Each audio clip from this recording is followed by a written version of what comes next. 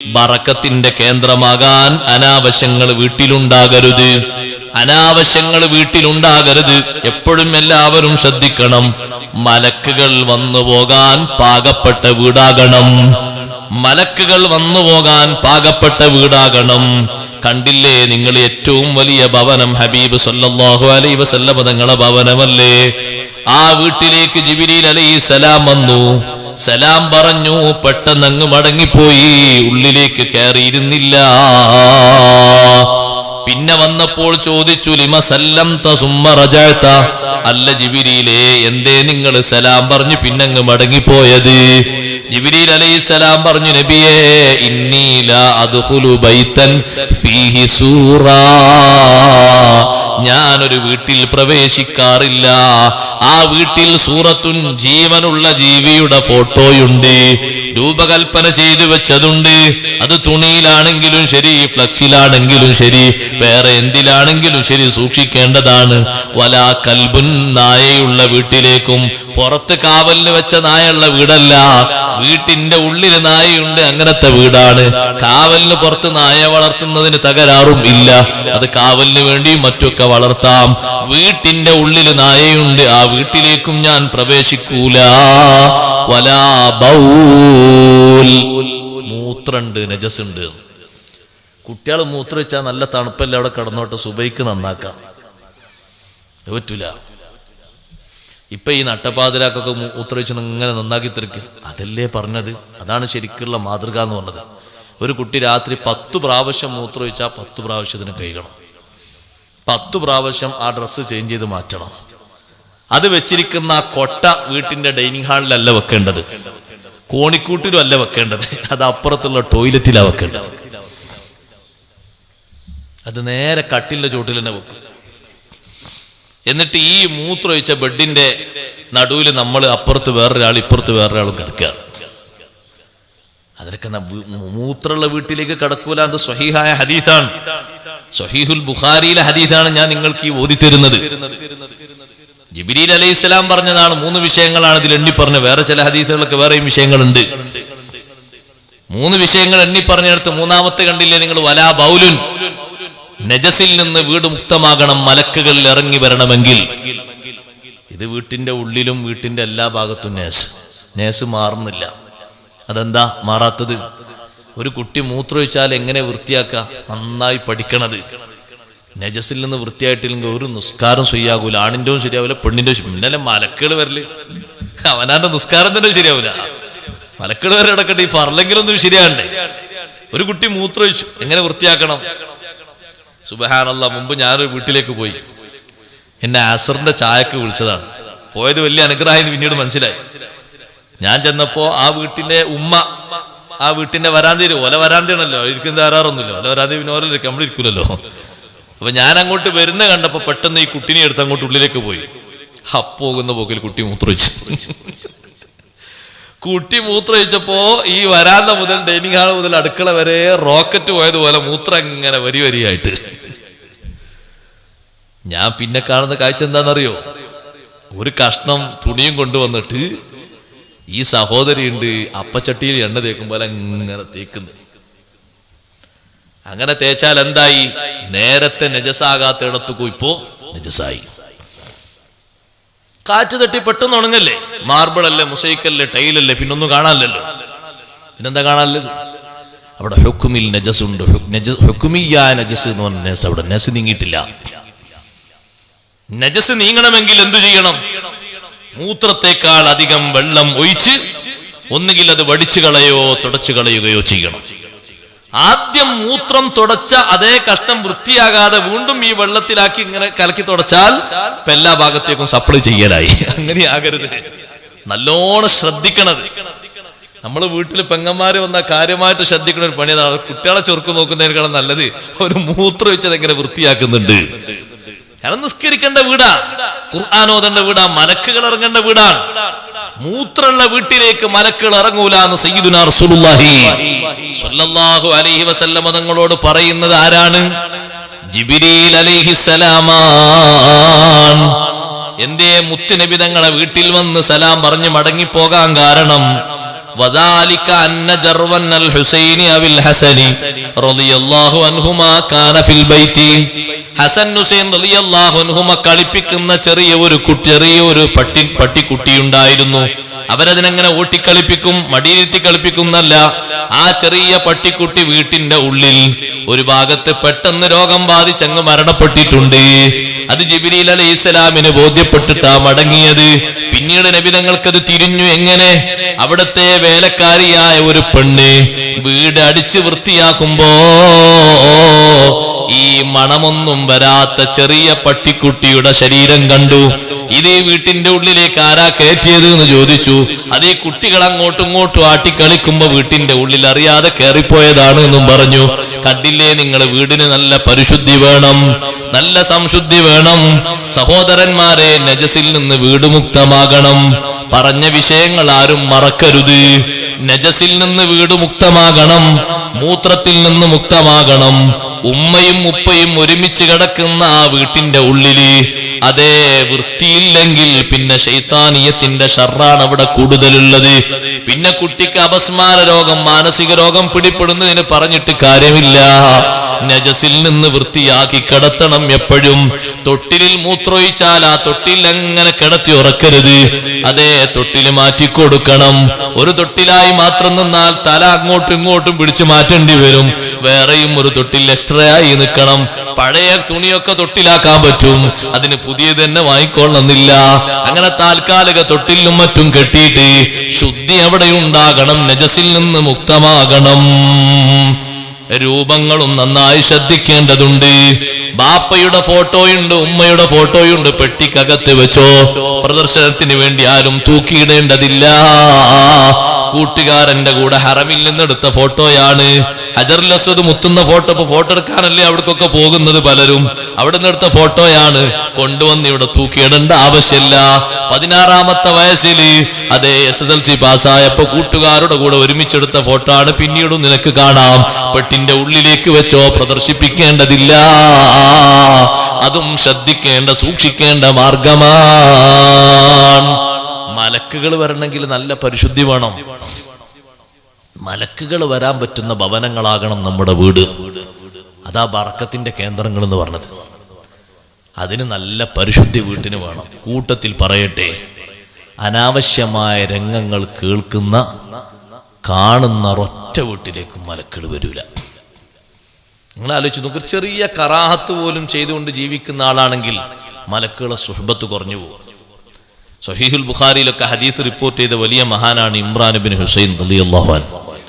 വലിയ മഹാനാണ്, വലിയ സ്വഹാബിയാണ്. ആ സ്വഹാബിക്ക് ശരീരത്തിൽ മുഴുവനും രോഗം വന്നു. ഇമാം സുയൂത്തി തങ്ങൾ രേഖപ്പെടുത്തിയത് കാണാം. വീട്ടിന്റെ പുറത്ത് ഒരു പാത്തി കെട്ടി, ആ പാത്തിയിലാണ് മഹാനവറുകൾ കിടക്കുന്നത്. പാത്തി എന്ന് പറഞ്ഞാൽ മനസ്സിലായോ? ഇപ്പൊ അതൊന്നും തിരിയില്ല. വീട്ടിൽ പശുക്കളില്ലാത്തതുകൊണ്ട് ആർക്കും പാത്തിയും തിരിയാതായി. പശുക്കൾക്കൊക്കെ പണ്ട് ആല ഉണ്ടാക്കൽ പാത്തി വെച്ചിട്ടാണ്. മരം മുറിച്ചിട്ട് നടുവിൽ മുറിച്ച് മണ്ണൊക്കെ അതിനെ ഒപ്പിച്ചിട്ടിട്ട് ഇങ്ങോട്ട് റെഡിയാക്കി വെക്കും. അതിനാ പാത്തി എന്ന് പറയാം. അതിന്റെ ഇടയിൽ ഗ്യാപ്പ് ഉണ്ടാകും. മൂത്രക്കയിലൂടെ താഴോട്ടും മറ്റും പോകാനുള്ള ഗ്യാപ്പ് ഉണ്ടാവും. ഈ പാത്തി ഇങ്ങനെ മരങ്ങൾ ഇങ്ങനെ കെട്ടിയിട്ട് അതിന്റെ മുകളിലാണ് ഇമ്രാൻ ഇബ്നു ഹുസൈൻ റളിയല്ലാഹു അൻഹു കിടക്കുന്നത്. അപ്പൊ ബാക്ക് ഭാഗത്തും മുൻഭാഗത്തൊക്കെ പൊട്ടിയ ഭാഗങ്ങളിലൂടെ രക്തവും ചെലവും ഒക്കെ താഴ്ഭാഗത്ത് ഇങ്ങനെ ഒലിച്ചിറങ്ങുന്നുണ്ട്. അപ്പൊ കാണുന്ന ആളുകൾക്ക് വല്ലാത്ത വിഷമം. ഒരു കൂട്ടുകാരനൊരു ദിവസം വന്ന് കാണാൻ വേണ്ടി വന്നു. ഈ രോഗാവസ്ഥ കണ്ടപ്പോ പറഞ്ഞു, പടച്ചോനെ, നമ്മൾ പല ആൾക്കാരും അങ്ങനെ പറയല്ലോ, ഈ രോഗം നീ ആർക്കും കൊടുക്കല്ലേ, ഈ രോഗത്തിൽ നിന്ന് പെട്ടെന്ന് ഇയാളെ രക്ഷപ്പെടുത്തണം. അങ്ങനെ ദ്വാരുന്നപ്പോ ഇമ്രാൻ ഇബ്നു ഹുസൈൻ റളിയല്ലാഹു അൻഹു പറഞ്ഞു, അങ്ങനെ നിങ്ങൾ ദ്വാരക്കണ്ടാന്ന്. ഇങ്ങനെ ശരീരത്തിൽ പൊട്ടലും ചീറ്റലായി കഴിയുന്ന മഹാൻ പറയുന്നു, അങ്ങനെ ദ്വാരക്കണ്ട.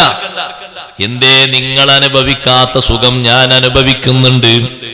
നിങ്ങൾ എന്റെ ബാഹ്യഭാഗത്തുള്ള പൊട്ടലും ചീറ്റലും അല്ലേ കാണുന്നത്? ഓരോ ദിവസവും 1000 മലക്കുകൾ വന്ന് എന്നെ മുസാഫഹത്ത് ചെയ്യുന്നുണ്ട്. നിങ്ങളത് അനുഭവിക്കുന്നില്ലല്ലോ. അതുകൊണ്ട് എന്റെ രോഗത്തിൽ എന്താണോ ഖൈർ, ആ ഖൈർ തരാൻ അള്ളാഹിനോട് ദ്വാരനാ മതി. രോഗം നീ കൊടുക്കല്ലേ, അള്ളാഹ് കൊടുത്തത് മാറ്റിക്കൊടുക്കുന്ന് പെട്ടെന്ന് നിങ്ങൾ പറയണ്ട. ഖൈർ എന്താണോ ഖൈർ പോലെ അള്ളാഹ് ചെയ്തോട്ടെ. നിലനിർത്തലാണോ ഖൈർ, എനിക്ക് പരിഭവമില്ല. മാറ്റിത്തരലാണോ ഖൈറ്, ഞാൻ അതും സ്വീകരിക്കും. പെട്ടെന്നങ്ങ് മാറ്റിക്കൊടുക്കുക എന്ന് മാത്രങ്ങൾ ദ്വാരക്കല്ല. ഇമ്രാൻ ഇബ്നു ഹുസൈൻ തങ്ങൾ പറഞ്ഞു, അത് മഹാനവർകൾ അനുഭവിക്കുന്ന ഒരു സുഖം കൊണ്ടാണ്. കുറച്ചു കഴിഞ്ഞപ്പോ ആരോ പറഞ്ഞു, ഈ രോഗം മാറും, ഒന്ന് ചൂട് വെച്ച് കൊടുത്താൽ മതി. നമ്മളൊക്കെ സാധാരണ ചെയ്യാറില്ലേ കരിക്കുന്ന പരിപാടി? ചില രോഗങ്ങൾക്ക് കരിക്കുന്ന പ്രക്രിയയുണ്ട്. അതുപോലെ ഒന്ന് കരിച്ചു കൊടുത്താൽ മതി. മഹാനവർകൾ ഒരു വട്ടം അങ്ങനെ കരിച്ചപ്പോ പിന്നെ മലക്കുകൾ വരാതെയായി. അപ്പൊ മഹാനവർകൾ തീരുമാനിച്ചു, ഇനി കരിക്കലുമില്ല, ഒന്നുമില്ല.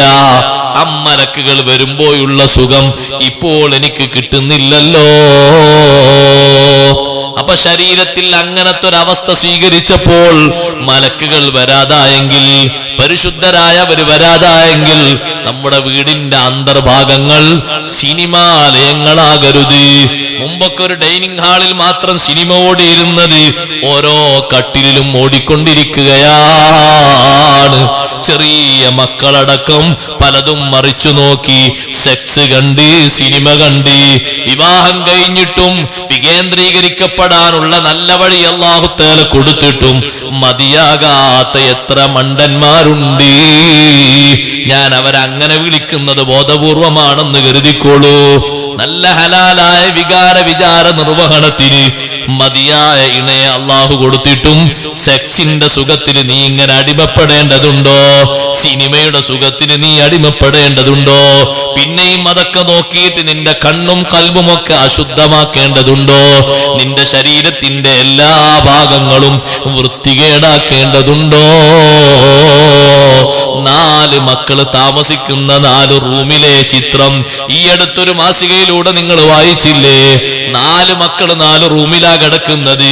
ഒരാൾ SSLC-കാരനാണ്, മറ്റൊരാള് +2 കാരനാണ്, വേറൊരാൾ ഡിഗ്രി സെക്കൻഡ് ഇയർ ആണ്, വേറൊരാൾ വിവാഹം അന്വേഷിച്ച് നിക്കാഹ് കഴിഞ്ഞ ആളാണ്.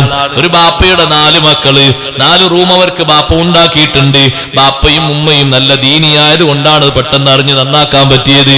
4 പേരുടെ കയ്യിലും ചില്ലറ ജോലിയെടുത്ത് കിട്ടിയിട്ട് വാങ്ങിയ ഉപകരണങ്ങളുമായി 2 മണി സമയം വരെ സെക്സിന്റെ സല്ലാപമാണ്.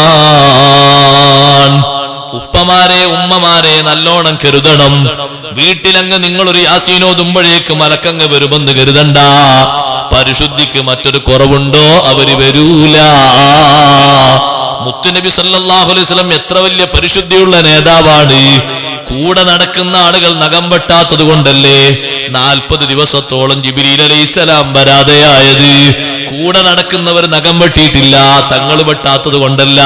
നഖം വെട്ടാതിരിക്കുക എന്നുള്ളത് പരിശുദ്ധിക്ക് കുറവാണ്.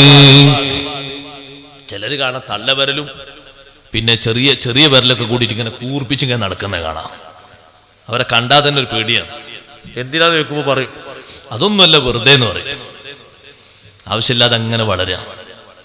പിന്നെ എല്ലാം അങ്ങോട്ട് വളർത്തിക്കോട്ടെ, ഒന്നും വെട്ടണ്ട, അങ്ങനെ അങ്ങ് നീട്ടോട്ടെ. എല്ലാ രോമങ്ങളും എല്ലാ മുടിയും ഒന്നും ലെവലാക്കണ്ട. കക്ഷത്തെ രോമം അത് അങ്ങനെ നീണ്ടോട്ടെ, വേറെ സ്വകാര്യ സ്ഥലങ്ങളുള്ളത് അങ്ങനെ നീണ്ടോട്ടെ. അതുപോലെ തന്നെ മൂക്കിന്റെ ഉള്ളിലുള്ള മുടിയൊന്നും പറിക്കണ്ട, അങ്ങനെ നീണ്ടങ്ങ് പോയിക്കോട്ടെ. അതേ രൂപത്തിൽ മീശയും നീണ്ടോട്ടെ, താടിയൊക്കെ നീണ്ടോട്ടെ. അങ്ങനെയാണോ? അങ്ങനല്ലല്ലോ. അതിനൊക്കെ ഒരു സൗന്ദര്യാവസ്ഥ ഇസ്ലാം തന്നിട്ടില്ലേ? ഒരു പരിശുദ്ധാവസ്ഥ തന്നിട്ടില്ലേ? പിന്നെന്താ 2 നഖം മാത്രം ഇങ്ങനെ വെച്ചിരിക്കുന്നത്? അതിന്റെ ആവശ്യമില്ല. അങ്ങനെ വളർത്താൻ പാടില്ല, തെറ്റാണത്. അതുകൊണ്ട് അഥവാ ഏതെങ്കിലും ആളെ ഒന്ന് തോണ്ടിയിട്ട് അയാൾക്ക് മുറിവ് പറ്റിയിട്ട് ആ മുറിവ് പോയി നോക്കുമ്പോൾ നല്ല പോയസം അതിൽ കടന്നിട്ടുണ്ടെങ്കിൽ ചികിത്സക്കുള്ള തീർത്തും പണം ഇവൻ കൊടുക്കണം എന്നാണ് ഇസ്ലാമിന്റെ ഹുക്കം. ആ ചികിത്സക്ക് ഡോക്ടർ പറഞ്ഞു 10,000 റുപ്യ വേണോ മരുന്നിന് മറ്റൊക്കെ എന്ന് പറഞ്ഞാൽ ഈ തോണ്ടി ചങ്ങായി കൊണ്ടേ കൊടുക്കണത്. ഓനാടാരെങ്ങനെ വളർത്താൻ പറഞ്ഞത്? പരിശുദ്ധിക്ക് കുറവാണ്. കൂടെ നടക്കുന്നവർ നഖം വെട്ടാത്തത് കൊണ്ട് ജിബ്രീൽ അലൈഹിസ്സലാം വന്നില്ല എന്ന് പറഞ്ഞാൽ എത്ര വലിയ, നിങ്ങളൊന്ന് ആലോചിച്ചു. നബി സല്ലല്ലാഹു അലൈഹി വസല്ലം കുറവുണ്ടോ? വീട്ടിന്റെ ഉള്ളിൽ ഒരിക്കലും സിനിമ കാണുന്ന കേന്ദ്രങ്ങളാകരുത്. വീട്ടിന്റെ ഉള്ളിൽ അങ്ങനത്തെ ഒരു കേന്ദ്രമാകരുത്. ഒരു ചിത്രം ഉള്ള ഒരു വിരി, നല്ല മോഡലുള്ള വിരി, മൺകൊണ്ട് മാത്രം, കളിമണ്ണ് കൊണ്ടും കട്ട കൊണ്ടും നിർമ്മിച്ച 7 മുഴം വീതിയും 9 മുഴം നീളവുമുള്ള ചെറിയ റൂം. അത് ആരുടെ വീടാ? മുഹമ്മദ് റസൂലുള്ളാഹി സ്വല്ലല്ലാഹു അലൈഹി വസല്ലം വീടാ. ആയിഷ ബീവി റളിയല്ലാഹു അൻഹ താമസിക്കുന്ന വീടാണ്. ആ വീട്ടിൽ തങ്ങൾ ഒരു ദിവസം കയറി വന്നപ്പോ ചിത്രങ്ങളുള്ള ഒരു തലയിണ, നല്ല കാണാൻ നല്ല ചൊറുക്കുണ്ട്, ഒരു തലയിണ ഇങ്ങനെ കട്ടിലുമേൽ ഇങ്ങനെ ശരിയാക്കി വെച്ചിട്ടുണ്ട്. തങ്ങൾ വാതിൽക്കൽ ഒറ്റ നൃത്തം, വാതിലിന്റെ ഇടയിൽ. സാധാരണ വന്നാൽ അങ്ങനല്ല, സലാം പറയും, വിശേഷങ്ങൾ ചോദിക്കും. ആയിഷ ബീവി എന്ത് പണിയിലാ നോക്കും, എന്തേലും പണി അപ്പുറത്ത് ചെയ്യാനുണ്ടെങ്കിൽ ഡ്രസ്സ് മാറ്റി ചേഞ്ച് ചെയ്ത് വേറെ ഡ്രസ്സ് എടുത്ത് ആൾക്കാരൊന്നും വന്നിട്ട് അവിടെ നേരത്തെ കാത്തിരിപ്പില്ലെങ്കിൽ ആയിഷ ബീവി റളിയല്ലാഹു കൂടെ കൂടിക്കൊടുക്കും. അങ്ങനെയാണ് നിത്യ പതിവ്. ഈ പതിവ് മാറ്റിയിട്ട് ഒരു അനക്കുമില്ല, ഒന്നുമില്ല. മുഖത്തിങ്ങനെ കളറ് മാറുന്നത് ആയിഷ റളിയല്ലാഹു അൻഹ കണ്ടു തുടങ്ങി. മഹദി ചോദിച്ചു, മാലനാ യാ റസൂലല്ലാഹ്, അല്ലാഹുവിന്റെ റസൂലേ ഞങ്ങൾക്ക് എന്തു പറ്റി? തങ്ങൾ ചോദിച്ചു, മാബാലു ഹാദിഹിൽ വിസാദ, ഈ തലയിണയുടെ അവസ്ഥ എന്താണ്? ആരാണ് ഈ തലയിണ ഇങ്ങനെ വെച്ചത്? ആ തലയിണയിൽ എന്താണുള്ളത്? ജീവനുള്ള ജീവിയുടെ ചിത്രങ്ങളാണ്. കാണാൻ നല്ല കൗതുകമുള്ള തലയിണയാണ്. പക്ഷിയുടെ ചിത്രമുണ്ട്, കാക്കയുടെ ചിത്രമുണ്ട്, പലതിന്റെയും ചിത്രമുണ്ട്. അങ്ങനെ തുന്നിപ്പിടിപ്പിച്ച് നല്ല എംബ്രോയിഡറിംഗ് ഒക്കെ ചെയ്ത് കൊണ്ടുവന്ന് വെച്ചതാണ്. ആരോ ഹദിയ കൊണ്ടുവന്നതാണ്. ആ സമയത്ത് ആയിഷ ബീവി റളിയല്ലാഹു അൻഹ പറഞ്ഞു, നബിയെ ഞാൻ തന്നെയാണ് വെച്ചത്. തങ്ങൾ വന്നിട്ടൊന്ന് ചാരിയിരുന്നോട്ടെ, കാണാൻ നല്ല ചൊറുക്കുണ്ടല്ലോ എന്ന് കരുതി ഹദിയ കിട്ടിയത് അങ്ങനെ വെച്ചതാണ്. ഉടനെ തങ്ങളെ മറുപടി, അമാ അലിംതി അന്നൽ മലായികത ലാ തദ്ഖുലു ബൈതൻ ഫീഹി സൂറാ, ഇതുപോലെ ചിത്രങ്ങളുള്ള വീട്ടിൽ മലക്കുകൾ പ്രവേശിക്കൂലാന്ന് നിങ്ങൾക്കറിയൂലേ? അതുകൊണ്ട് എടുത്തു മാറ്റണേ. മഹദി ഉടനെ അത് എടുത്തു മാറ്റി എന്ന് ഹദീസിൽ കാണാം. സഹോദരങ്ങളെ, നിസാരമാക്കുന്ന രൂപത്തിലല്ല, ബഹുമാനപ്പെടുത്തുന്ന രൂപത്തിലുള്ള ആ രൂപത്തിലുള്ള ചെയ്തികളും മറ്റൊന്നും പാടില്ല. നമ്മളെപ്പോഴും സൂക്ഷിക്കേണ്ടതാണ്. ആ വീട്ടിൽ ബറക്കത്തിന്റെ കേന്ദ്രമാകാൻ എപ്പോഴും സൂക്ഷിക്കേണ്ട മറ്റൊരു കാര്യമുണ്ട്. അനാവശ്യങ്ങൾ കുറയാൻ, കുട്ടികൾ നന്നാവാൻ പഴയകാലത്തെ വീട്ടിലൊക്കെയുണ്ട്. ഞാനത് പറയുമ്പോൾ നിങ്ങളൊക്കെ പറയും എൻ്റെ വീട്ടിലുണ്ടായിരുന്നു. തറവാട്ട് വീട്ടിൽ താമസിച്ച കുറെ ആളുകൾ ഇവിടെ ഞാൻ കാണുന്നുണ്ട്, വല്യപ്പാരും വല്യമാരും കൂടെ. സുബഹി നിസ്കാരം കഴിഞ്ഞ ഒരു ക്യാബിനറ്റ് യോഗം നടക്കും പോലെയാണ് അവിടെ. എന്താ, വല്യപ്പാന്റെ കയ്യിൽ ഒരു തസ്ബീഹ്മാലുണ്ടാവും, മുപ്പർ കുറെ ഔറാദ് ചെല്ലാണ്ടായിട്ടാണ്. വല്യമ്മാന്റെ കയ്യിൽ ഒരു ഏടുണ്ടാവും, അതിൽ കുറെ അസ്മാഉൽ ഹുസ്ന, അതുപോലെ കുറെ സ്വലാത്ത്, അതൊക്കെ ചെല്ലാണ്ടാവും പതിവ് പോലെ. പണിക്ക് പോകുന്ന മക്കൾ, അന്നത്തെ വീട്ടിലൊക്കെ 3 4 കുട്ടികളായ മക്കൾ വേർപിരിഞ്ഞു പോയിട്ടുണ്ടാകൂല പഴയ കാലത്തെ വീട്ടിൽ. പക്ഷെ ഒരാളും തമ്മിൽ സ്വരച്ചേർച്ച ഉണ്ടാവില്ല കേട്ടോ, ഒരു ഇടങ്ങേറുണ്ടാകൂല. അതിന് നല്ല ഒരു ഭംഗി ആ വീട്ടിന്റെ ഉള്ളിലുണ്ട്. അന്നത്തെ വീട് എങ്ങനെ, ഈ സ്റ്റേജ് പോലത്തെ വലുപ്പമുള്ള, അല്ലെങ്കിൽ ഇതിന്റെ പകുതി വലുപ്പമുള്ള റൂം, അതിലൊരു കട്ടിലുണ്ട്. ആ കട്ടില് മൂത്ത മകനും ആ മകന്റെ ഭാര്യയുണ്ട്. താഴെ കുറെ കോസടി വിരിക്കും, ഒരു ഭാഗത്ത് ഒരു മോന്, മറ്റേ ഭാഗത്ത് മറ്റൊരു മോന്, ഈ ഭാഗത്തൊരു മോന്, ഒക്കെ ആ റൂമിന്റെ ഉള്ളിലാ. അതേപോലെ അപ്പുറത്തെ റൂം ഇപ്പുറത്തെ റൂം, 4 മക്കൾ അവിടെ തന്നെ. അവരൊക്കെ പണിക്ക് പോകുന്നുണ്ട്, വീട് വെക്കാൻ സ്ഥലങ്ങളൊക്കെ ഉണ്ട്, സൗകര്യപ്പെടുമ്പോ വെക്കും, ആരും പോകാത്തവരല്ല. പക്ഷെ ഈ ഐക്യത്തിൽ കൂടുന്ന ആ വീട്ടിൽ ഒരിക്കൽ പോലും ഒരു കറിയിലെ ഉപ്പിന്റെ കുറവിന്റെ പേരിൽ പോലും അസ്വാരസ്യങ്ങൾ ഉണ്ടായിട്ടില്ല. എന്തേ കാരണം? നെടുന്തൂണുകളായ വല്യാപ്പയും വല്യമ്മയും അവര് നിസ്കാരത്തിന് നേരത്തെ വിളിച്ച്, സുബഹിയൊക്കെ എല്ലാവരും നിസ്കരിച്ച് കട്ടൻ ചായ ഒക്കെ കുടിച്ച് വട്ടത്തിലിരുന്ന് ഖുർആൻ ഓതാതെ ദിക്ർ ചൊല്ലാതെ പോകുന്ന ഒരൊറ്റ മെമ്പറും ആ വീട്ടിലില്ലായിരുന്നു. നിങ്ങളൊന്ന് ആലോചിച്ച് നോക്കി ആ പഴയ കാലത്തെ സൗന്ദര്യം. ഇന്ന് അങ്ങനെ എണ്ണിയെടുക്കാൻ പറ്റുന്ന എത്ര ഉണ്ട്? ഒരു വീട്ടിന്റെ ഉള്ളിലെ ബാപ്പയും ഉമ്മയും സൂക്ഷ്മശാലികളായതുകൊണ്ട് മക്കളൊക്കെ അങ്ങനെ. അത് ഇസ്ലാമിക ലോകത്തെ പാരമ്പര്യമാണ്. ബഹുമാനപ്പെട്ട അഹ്മദ് ബിൻ ഹംബൽ റളിയല്ലാഹു അൻഹു വീട്ടിലേക്ക് വന്നു ഇശാന്റെ ശേഷം ഭക്ഷണം കഴിക്കാൻ വേണ്ടി. അപ്പോൾ പത്തിരി ഇങ്ങനെ ചുട്ടുവെച്ചു കുനുകുനേനെ. മഹാനവർ ചോദിച്ചു, പത്തിരി എവിടുന്ന? സാധാരണ ചോദിക്കും ചോദ്യം. പത്തിരി ഉപ്പ കൊണ്ടുവന്ന പൊടിയിൽ നിന്ന് ഉണ്ടാക്കിയതാ. മോള് പറഞ്ഞു, പത്തിരി കുഴക്കാൻ എവിടുന്ന വെള്ളം എടുത്തത്? ചോദ്യം നോക്കണം, അവരുടെ സൂക്ഷ്മതയുടെ ആഴ. അത് ഉപ്പ നമ്മളാ അപ്പുറത്തുള്ള ആ പൊതുകിണറ്റിൽ നിന്നാ വെള്ളം എടുത്തത്. പത്തിരി എനിക്ക് വേണ്ട. കാരണം നമ്മൾ പൊതുകിണറ്റിൽ നിന്ന് വെള്ളം എടുക്കാൻ പറ്റുന്ന മെമ്പർമാരല്ല. നമുക്ക് സ്പെഷ്യൽ കിണർ ഇവിടെ ഉണ്ടല്ലോ, പിന്നെന്തിനാ അവിടുന്ന് വെള്ളം എടുത്തത്? എത്ര കിട്ടിയില്ലെങ്കിലും കിട്ടാത്ത പോലെ ജീവിച്ചാ പോരെ. നമ്മളെ ചിന്ത അങ്ങനല്ല, കിട്ടുന്നതും കിട്ടാതെ ആവോളം അങ്ങോട്ട് പോരട്ടെ. പറ്റിയതാണ് ശരി, പറ്റിയതല്ലല്ലോ ശരി. നമ്മളതിന്റെ മെമ്പർമാരാണ് ശരി, മെമ്പർമാരല്ലേ ശരി. അല്ലെങ്കിൽ ഒന്ന് ആലോചിച്ച് നോക്കി, ഹക്കാണ് ഞാൻ പറയട്ടെ, ഒന്ന് ആലോചിച്ച് നോക്കി. വരുമാനം എഴുതുന്നിടത്ത് എത്ര കുറച്ചാ നിങ്ങൾ ഇതിൽ ആരാ മറന്ന ഇതിന്? അള്ള തന്ന വരുമാനം കണക്കാക്കി എഴുതാൻ ധൈര്യമുള്ളവർ ആരവിടെ? ഹക്കാകും അത്? അല്ല, ഹക്കാകും നിങ്ങൾ പറയാ, ഉസ്താദ്മാര് പറയുകയാണെങ്കിൽ നമ്മൾ ഓക്കെ. 30,000 വരുമാനം കിട്ടുന്ന ഒരാൾ 300 നേടിയ ഹക്കാവോ? എങ്ങനെ ഹക്കാകല്? എങ്ങനെ സഹോദരന്മാരത് ശരിയാകല്? വരുമാനം രേഖപ്പെടുത്തുന്നിടത്ത് സത്യം വേണ്ടേ?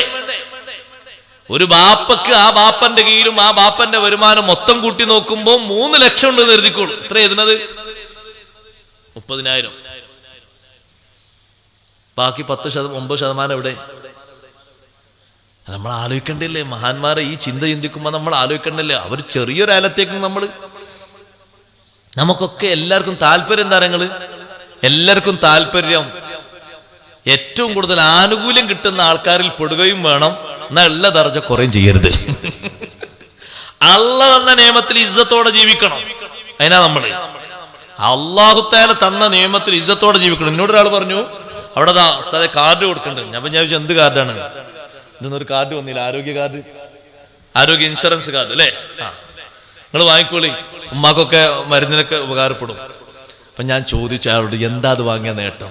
ആ കാർഡ് ഉണ്ടായാൽ ഹോസ്പിറ്റലിൽ പോയാൽ എത്ര പൈസ? പകുതിയോ കാൽഭാഗം, എന്തൊരു കണക്ക് പറഞ്ഞു, നമുക്കറിയില്ല, അള്ളാഹുവാൻ കൊടുത്താൽ മതി. അപ്പൊ ഞാൻ ചോദിച്ചു പിന്നെയും, അത് ആർക്കുള്ളതാണ്? അല്ല, ഗവൺമെന്റ് ഒരു നിയമം വെക്കുമല്ലോ, ആർക്ക്? അത് ഇത്ര ശതമാനം ലെവലിൽ ജീവിക്കുന്നവർക്കാണ്. അവർക്ക് ഇത്ര പാകത്തിലേ വീട് പറ്റുള്ളൂ, ഇങ്ങനെ പറ്റുള്ളൂ, ഇങ്ങനെ പറ്റുള്ളൂ. അപ്പൊ ഞാനിങ്ങനെ നോക്കുമ്പോ സുബ്ഹാന ജല്ല ജലാലുഹു, അതിന് വരി നിൽക്കുന്ന ആൾക്കാരിൽ 92% ആൾക്കാരും ആ നിയമത്തിന് പുറത്താണ്. ഞാൻ പറഞ്ഞു, അല്ലാഹു തആല തന്ന ഇസ്സത്ത് എത്ര കാലം നിലനിൽക്കുന്നുവോ അത്രയും കാലം ആ ഇസ്സത്തോടെ ജീവിക്കും. കാർഡും വേണ്ട, ഒന്നും വേണ്ട. അങ്ങനെ നിൽക്കുന്ന ആൾക്കാരെ കണ്ടപ്പോൾ നമുക്ക് ഒരു വിഷമം തോന്നി. വെള്ളിയാഴ്ച ഒരു പിരിവെടുത്ത് കൊടുത്താൽ തിരക്കടില്ലാന്ന് തോന്നിപ്പോയി. അവരെത്ര ഫക്കീറന്മാരൊന്നുമല്ല, 3ാം തലമുറക്ക് ജീവിക്കാനുള്ള സ്വത്ത് അള്ളവർക്ക് നൽകിയിട്ടുണ്ട്. അപ്പൊ ഈ പാവപ്പെട്ടവരുടെ ഓഹരി എന്തിനു പിടുങ്ങണം? നമ്മള് ഒരു നിലക്കും യോജിച്ചതല്ല. അഹ്മദ് ബിൻ ഹംബൽ റളിയല്ലാഹു അൻഹു മകളെ ചോദ്യം കേട്ടിട്ട് ഉത്തരം കേട്ടിട്ട് പറയുന്നു, എനിക്കിന്ന് പത്തിരി വേണ്ട. പൊതുവായി ഉണ്ടാക്കിയ കിണറ്റിൽ നിന്ന് വെള്ളം മുക്കിയിട്ടാണ് പത്തിരി പൊടി കുഴച്ച് പത്തിരി ചുട്ടത്. മാവ് കൊണ്ടുവന്നത് അഹ്മദ് ബിൻ ഹംബൽ തങ്ങളാണ്. ഹലാലായ പണം കൊടുത്തിട്ട് വാങ്ങിയതാണ്. വീട്ടിലെ ഉപകരണങ്ങളിലൂടെ ഉണ്ടാക്കിയതാണ്. തീ കത്തിച്ചതും ആ വീട്ടിലെ വിറക് കൊണ്ടാണ്. വെള്ളം എടുത്തത് പൊതുകിണറ്റിൽ നിന്ന് ആയതുകൊണ്ട് എനിക്കിന്ന് ഭക്ഷണം വേണ്ട. ഉമ്മ പറയുന്നു എനിക്കും വേണ്ട, മക്കള് പറയുന്നു ഞങ്ങൾക്കും വേണ്ട. നിങ്ങൾ നോക്കൂ സൂക്ഷ്മത. ആ ബാപ്പാന്റെ ഉമ്മാന്റെ അതേ ലെവലില് ആർക്കും വേണ്ട. അന്ന് രാത്രി എല്ലാവരും വെള്ളവും കാരക്കയും കുടിച്ച് രാത്രി അങ്ങ് മുതലാക്കി. പിറ്റേന്ന് ളുഹർ നിസ്കാരം കഴിഞ്ഞ് അഹ്മദ് ബിൻ ഹംബൽ തങ്ങൾ വീട്ടിലേക്ക് വന്നപ്പോൾ ഈ പത്തിരി ഒന്നും ചട്ടി കാണുന്നില്ല. ചോദിച്ചു, പത്തിരി എവിടെ? അപ്പൊ മകള് പറഞ്ഞു, ഇവിടെ കുറച്ച് സാധുക്കളായ യാചകന്മാര് വന്നിരുന്നു, ഒക്കെ കൂടി അവർക്കാണ് കൊടുത്തു. അഹ്മദ് ബിൻ ഹംബൽ തങ്ങൾ, മഅദല്ലാഹ്, നമ്മൾ ഭക്ഷിക്കാൻ പറ്റാത്തത് ആരാക്ക് ഭക്ഷണമായി കൊടുത്തോ?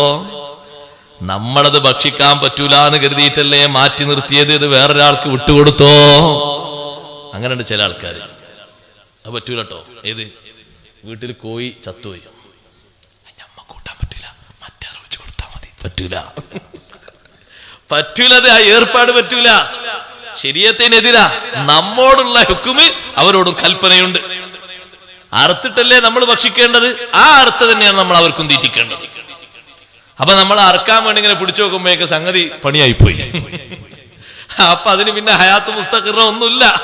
അപ്പൊ പിന്നെ അത് അറുത്തിട്ടും കാര്യമില്ല, ഒന്നും കാര്യമില്ല, ഉപയോഗിക്കാനും പറ്റൂല. അതങ്ങ് പടഞ്ഞു തീർന്നുപോയി കൊടുക്കുമ്പോഴേക്ക്. അപ്പൊ ഒന്നാ അതിനെ കുഴിച്ചിടണ്ട, മറ്റേ കൊടുത്താൽ മതി. ആർക്ക് കൊടുക്കണേ? ആർക്കത് കൊടുക്കാൻ പറ്റും? ഒരൊറ്റ കുട്ടി കൊടുക്കാൻ പറ്റൂല, കുഴിച്ചിടണം അവിടെ. അങ്ങനെ ഉണ്ടോന്ന് മുമ്പ് ചെറുപ്പക്കാരെ കൂടിയിട്ട് പിന്നെ എന്തോ ഒരു കടിക്കണ ജീവിയാന്നിട്ട് അടിച്ച് ശരിയാക്കി നോക്കുമ്പോ പന്ന്യ. അപ്പൊ അവരൊരു കുഴിച്ചിട്ട് മറ്റാക്ക് വിളിച്ചു കൊടുത്താൽ മതി, ഞമ്മക്ക് എന്തേലും ഒരു വെള്ളത്തിനുള്ള പൈസ അയാൾ തന്നോടും. പറ്റൂല സഹോദരങ്ങളെ, ആർക്കും കൊടുക്കാൻ പറ്റൂല. നമ്മളോടുള്ള വിശുദ്ധമായ കൽപ്പന കൊണ്ട് അവരോട് കൽപ്പനയുണ്ട്. അത് നമ്മൾ കൊടുക്കുമ്പോൾ പാലിക്കേണ്ടതാണ്. അഹ്മദ് ബിൻ ഹംബൽ തങ്ങൾ പത്തിരിയൊക്കെ യാചകന്മാർക്ക് കൊടുത്തു എന്ന് പറഞ്ഞപ്പോ മഹാനവറുകൾ അൽഹംദുലില്ലാ എന്ന് പറഞ്ഞ് വീട്ടിലിരിക്കല്ല, പുറത്തിറങ്ങിപ്പോയി അവരെ അന്വേഷിച്ചു പോവുകയാണ്. സൂക്ഷ്മതയുടെ പാഠം പഠിക്കണം നമ്മൾ. ബാപ്പ ഉമ്മമാരുടെ ആത്മീയമായ പുരോഗതി കൊണ്ട് ആ വീട്ടിൽ വളരുന്ന ജനിക്കുന്ന പേരമക്കൾക്കടക്കം എല്ലാവർക്കും പരിശുദ്ധിയാണ്.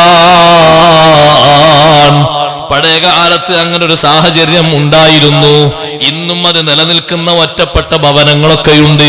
അള്ളാഹു നമ്മുടെ വീടുകൾ അത്തരത്തിൽ കേന്ദ്രങ്ങളാക്കി മാറ്റിത്തരട്ടെ. സുബ്ഹി നിസ്കാരം കഴിഞ്ഞ് പള്ളിയിൽ നിന്ന് പോകുന്ന ഉപ്പ പള്ളിയിൽ ഖുർആൻ ഓതാൻ നിൽക്കാതെ വീട്ടിലേക്ക് പോവുകയാണ്. മക്കളെ കൂടെ പെൺമക്കളുണ്ട്, ആൺമക്കളുണ്ട്. എല്ലാവരും ഒരു മേശക്ക് ചുറ്റുമിരുന്ന് ഖുർആൻ ഓതുകയാണ്. 10 മിനിറ്റ് ആണെങ്കിൽ ആ 10 മിനിറ്റ് ആ വീട്ടിലെ ബറക്കത്ത് ചെറുതല്ല. എത്ര കണ്ട് ഓതുന്നുവോ അത്ര കണ്ട് ബറക്കത്തുണ്ട്. അഹ്മദ് ബിൻ ഹംബൽ തങ്ങൾ തെരഞ്ഞു പോവുകയാണ്. ഒരു ഭാഗത്ത് യാചകന്മാരിങ്ങനെ കൂടി നിൽക്കുന്നുണ്ട്. അവരാണെന്ന് തോന്നി. അവരോട് ചോദിച്ചു, നിങ്ങൾ എന്റെ വീട്ടിൽ പോയിരുന്നോ? അവര് പറഞ്ഞു, അതെ ഉസ്താദേ, നിങ്ങളുടെ വീട്ടിൽ പോയിരുന്നു. നിങ്ങൾക്ക് അവിടുന്ന് വല്ലതും കിട്ടിയോ? പത്തിരി കിട്ടിയിട്ടുണ്ട്. മുഴുവനും കിട്ടിയോ? മുഴുവനും കിട്ടിയിട്ടുണ്ട്. നിങ്ങൾ അതെന്ത് ചെയ്തു?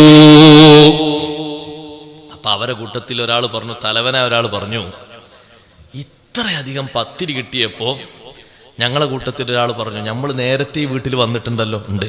അന്നൊക്കെ എത്ര കിട്ടിയത്? ഭക്ഷണം കഴിച്ച് 2 3 പത്തിരി ബാക്കി ഉണ്ടാവും, അത്രയല്ലേ കിട്ടിയിട്ടുള്ളൂ. ഇത്രത്തോളം പത്തിരി ഈ വീട്ടിൽ നിന്ന് നമുക്ക് തന്നപ്പോൾ അവർക്ക് തിന്നാൻ പറ്റാത്ത എന്തോ ഒരു സാഹചര്യം വന്നിട്ടുണ്ട്, അതുകൊണ്ട് തന്നതായിരിക്കും മനസ്സിലാക്കി. ഞങ്ങളാരും തിന്നീല. അൽഹംദുലില്ലാ. മഹാനവറുകൾ ഉറക്കെ പറഞ്ഞു, അൽഹംദുലില്ലാ, അല്ലാഹ് എന്നെ രക്ഷപ്പെടുത്തി.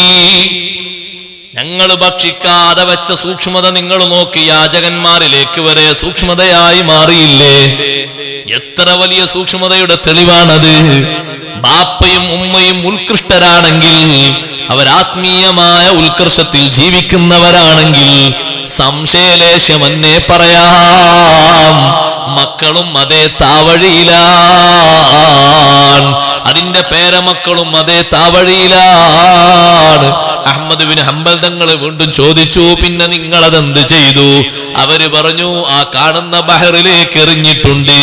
മഹാനവറുകൾ വീട്ടിൽ ചെന്നിട്ട് പറയുകയാണ്, ഇന്നു മുതൽ ഈ വീട്ടിൽ ഇനി മത്സ്യം വരൂല. നമുക്ക് ഭക്ഷിക്കാൻ പറ്റാത്തവർ ഭക്ഷിച്ചില്ല എന്നുള്ളത് സന്തോഷമാണ്. പക്ഷേ അത് മത്സ്യത്തിനാണല്ലോ എറിഞ്ഞു കൊടുത്തത്, കൊണ്ടുവരുന്നത് അതാണെങ്കിലോ എന്ന സംശയത്തിൽ അന്നു മുതൽ അത് ഉപേക്ഷിച്ചു. ഞാൻ എന്റെ ഉമ്മമാരോട് പറയുന്നത്, ഉപ്പമാരോട് പറയുന്നത്, നിയമത്തിൽ നല്ല ഭദ്രതയുള്ളവരായി, ആത്മീയോത്കർഷത്തിൽ നല്ല ആവേശമുള്ളവരായി ജീവിക്കണം. വെറുതെ പറഞ്ഞതല്ല. സുബ്ഹി നിസ്കാരത്തിന് വാങ്ങി വിളിക്കുമ്പോ ഉമർ ഇബ്നുൽ ഖത്താബ് റളിയല്ലാഹു അൻഹുവിന്റെ ശൈലിയാണത്. ബാപ്പമാരെ, നിങ്ങൾ ചിന്തിക്കുന്നത് പോലെയല്ല. പലരും ചിന്തിക്കുന്നത്, ഓന് 10ാം ക്ലാസ് വരെ പഠിച്ച ആളല്ലേ, ബോധം വെച്ചിട്ടുണ്ടല്ലോ, വാണെങ്കിൽ എണീറ്റോട്ടെ, നിസ്കരിച്ചോട്ടെ, ഞാൻ ഓന്റെ കബർക്കൂല്ല, ഓ ഇന്റെ കബർക്കൂല്ല, അതുകൊണ്ട് പ്രശ്നം തീരൂല. അവന് കല്യാണം കഴിച്ച് മക്കള് 2 ആയിട്ടില്ലേ, ഇനിയും ഞാൻ പറഞ്ഞു കൊടുക്കാൻ പോകാണോ? വേണമെങ്കിൽ നിസ്കരിച്ചോട്ടെ. അത് ശരിയായ മനോഭാവമല്ല. ഉമർ ഇബ്നുൽ ഖത്താബ് തങ്ങൾ സുബ്ഹി നിസ്കാരത്തിന് വാങ്ങി വിളിച്ചാൽ ഓരോ വീട്ടിന്റെ റൂമിന്റെ മുന്നിലും നിന്ന് ഓതുകയാണ്, വഅ്മുർ അഹ്ലക ബിസ്സലാത്തി വസ്തബിർ അലൈഹാ ലാ നസ്അലുക റിസ്ഖൻ നഹ്നു നർസുഖുക വൽ ആഖിബതു ലിത്തഖ്വാ. ആയത്ത് 2ഉം 3ഉം തവണ ഓതുമ്പോ ആ റൂമിലുള്ളവർ എണീറ്റു എന്ന് കണ്ടാൽ അപ്പുറത്തെ റൂമിൽ പോകും, അവരെണീറ്റു എന്ന് കണ്ടാൽ ഇപ്പുറത്തെ റൂമിൽ പോകും, അവരെണീറ്റു എന്ന് കണ്ടാൽ അപ്പുറത്തെ റൂമിൽ പോകും. എല്ലാവരും എണീറ്റ ശേഷം മഹാനവറുകൾ പള്ളിയിലേക്ക് അങ്ങ് നീങ്ങും. ഒന്ന് വിളിച്ചെങ്കിൽ എന്നെ സമാധാനം. വിളി വരെ മാറ്റിപ്പോയി.